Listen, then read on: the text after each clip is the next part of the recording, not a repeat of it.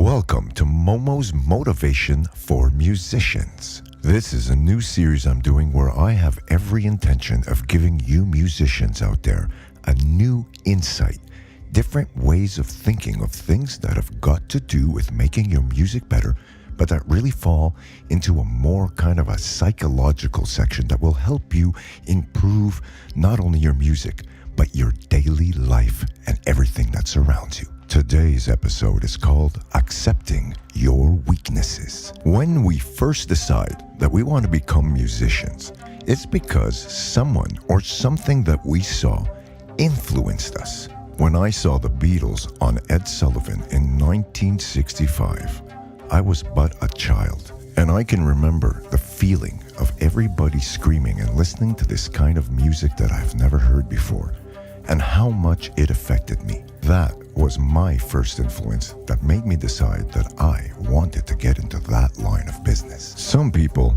are naturally gifted, and some are pretty cool, but they don't get all the technical parts as easy, if ever, like the gifted ones. Your journey will continue as you move up the ladder of your musical dreamscape, and the virtuosos will become more virtuous, and you might still never be able to learn or play like that ever. This is where the thinning of the musical herd begins.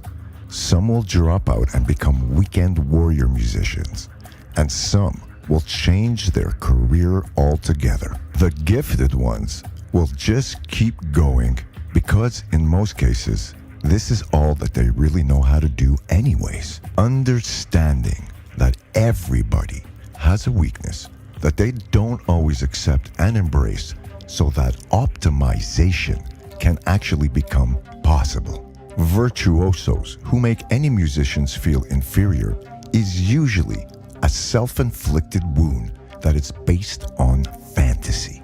Otherwise, they would have locked themselves up for as long as the virtuous ones did in order to become an equal contender. Everyone has a place in music if you embrace what you are actually really good at. Let me tell you what happens when you finally accept your weaknesses. Accepting your weaknesses will make you find your strengths. When you subtract all the musical fantasy versions of yourself, you'll be left with only what you're good at. And you will also be very clear on what you're willing to work on and what you're going to walk away from. You could be a solid player that has the best writing and arranging skills and help these virtuosos shine with you at their side, as well as wind up being their co-writer and producer. You might have complete vision for all the marketing and direction that the band should take. You could even be the heart and the glue that keeps everything together, and without you, there would be no band. I will tell you this, forget about what you wish you could do that you can't do yet, and focus on what you're good at right now. And as you expand your confidence and your knowledge, everything around you will just fall into place.